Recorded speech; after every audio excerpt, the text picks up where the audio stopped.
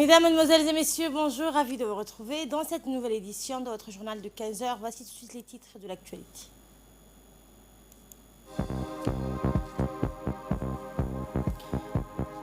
Tenue d'une réunion sur la plateforme de protection de l'enfant, c'était au ministère de la Femme et de la Famille.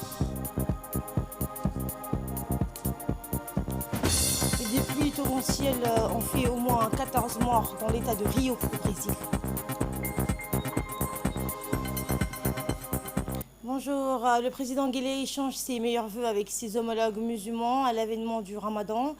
Le chef de l'État, Ismaël Omar Guelleh, reçoit ces jours-ci, comme à chaque fois à l'approche du mois du Ramadan, des messages de vœux émanant de la part de ses homologues chefs d'État et de gouvernement des pays frères arabes et musulmans. Dans leur télégramme, les dirigeants musulmans forment tous des vœux de bien-être et de santé au président de la République ainsi que davantage de progrès, de développement et de prospérité au peuple djiboutien. Puisse le Très-Haut continuer d'entourer Djibouti de sa baraka ainsi qu'elle demeure havre de paix et de quiétude, peut-on lire dans certains de ces messages reçus par le chef de l'État. D'autres télégrammes saluent les transformations positives enregistrées à Djibouti et son rôle efficient et prépondérant de relais dans les échanges commerciaux de cette partie du monde. Le chef de l'État, Ismaël Omar Guelleh, a de son côté, lui aussi, à l'avènement du mois béni du Ramadan, adressé des messages similaires à ses homologues. Dans ces télégrammes, le chef de l'État a exprimé succès et réussite à chacun de ses pairs, souhaitant davantage de prospérité et d'épanouissement à leurs peuples respectifs. Puisse le miséricordieux accepter notre souhait d'un monde en paix totale avec lui-même et où les différences de culture et de religion soient perçues comme des signes de richesse et de complémentarité et non comme de sources de tensions et de conflits, a également noté le chef de l'État dans chacun des messages envoyés à ses homologues du monde musulman. Et c'est avec une grande tristesse pour nous, donc l'incendie, ce message de solidarité du président de la République au Somaliland.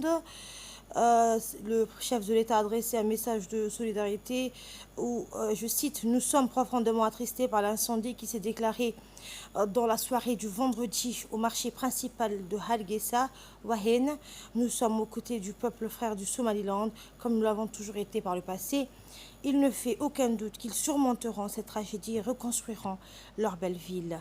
Leur résilience a été maintes fois démontrée et ne se démentira pas. Eh bien, que Dieu protège le peuple du Somaliland et leur pays et que Dieu les bénisse. » Fin de citation. En Somaliland, 28 blessés dans un incendie du marché d'Hargeisa. L'incendie qui a ravagé le marché de la ville dans la nuit de vendredi à samedi a fait compte au moins 28 personnes blessées par les flammes. C'est ce qu'a déclaré le président Moussa Bihi Abdi lors de sa visite sur les lieux.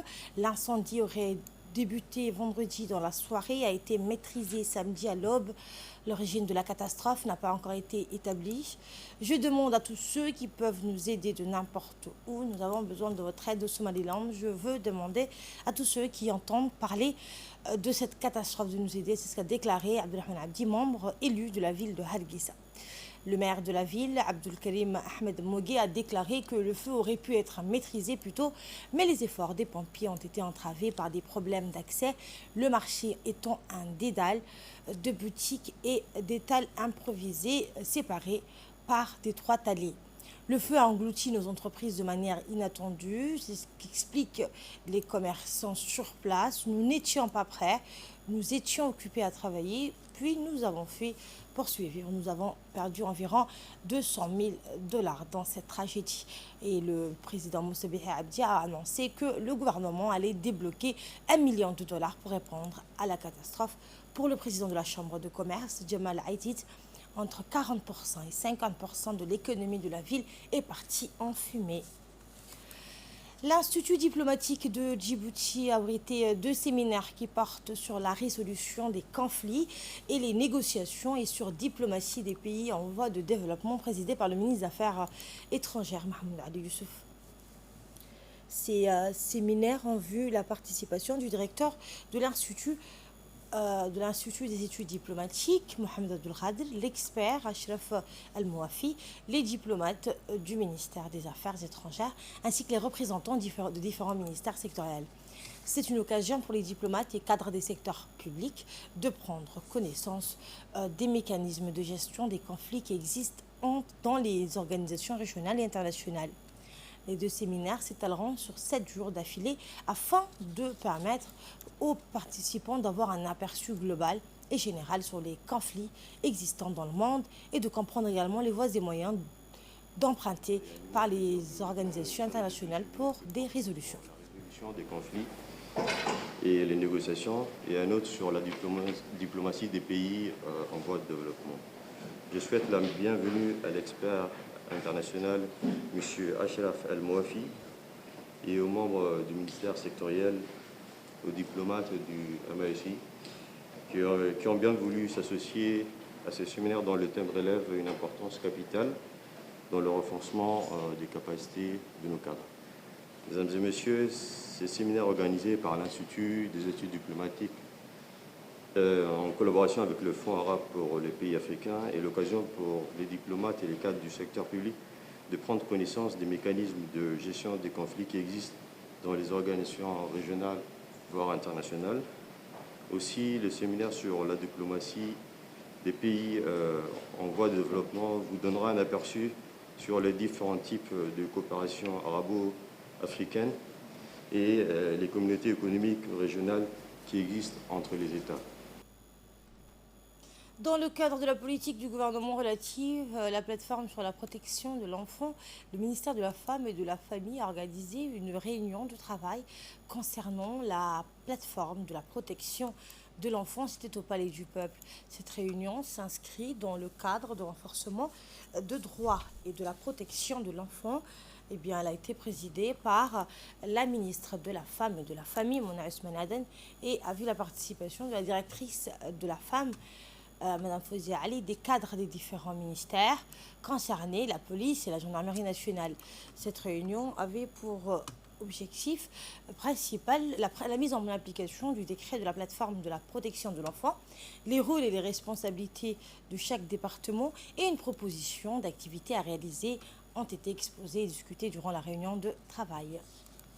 Poursuivant sa tournée dans les régions de l'intérieur, le ministre du Commerce et du Tourisme, Mohamed Wassama, s'est rendu à Obok la semaine dernière, accompagné du secrétaire général du ministère du Commerce et du Tourisme, Ali Daoud, les conseillers techniques du directeur de l'Office du Tourisme, Ousmane Abdi. Le ministre s'est entretenu avec les hauts responsables de la région. La réunion s'est tenue à la préfecture d'Obok, en présence du préfet adjoint Ali Maki, du président du conseil régional d'Obok, Mohamed Hamed, ainsi que des responsables. L'objectif de la réunion était axé sur le développement du tourisme en République de Djibouti et de rappeler les mesures mises en place par le ministère du Commerce pour trouver une solution au problème de hausse de prix. Le ministre a indiqué que la ville de Bok est une ville historique et possède des atouts touristiques qu'il faut développer. Après la réunion, le ministre et sa délégation ont visité la Siane où la construction des hôtels sont en cours de travaux. Ce projet va embellir la ville historique de Bok. Puis le ministre et la délégation ont visité les différents sites touristiques tels que Kol Angar et Godoria, considérés comme les plus belles mangroves de Djibouti.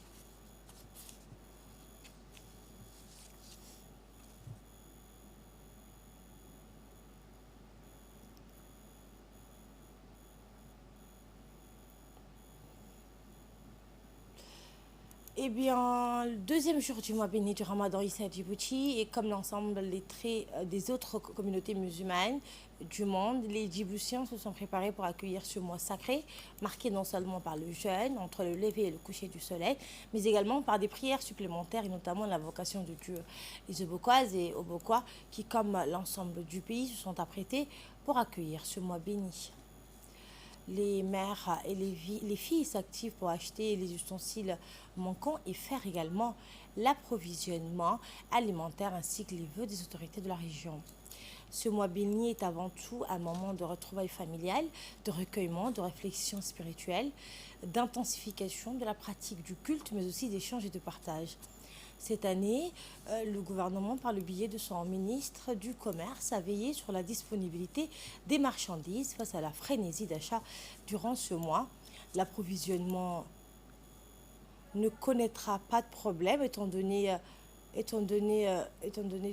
que toutes les mesures ont été prises par les responsables, avec notamment le stockage de quantités suffisantes de produits alimentaires de première nécessité, surtout freiner les hausses injustifiées des prix pendant ce mois de dévotion pour la population.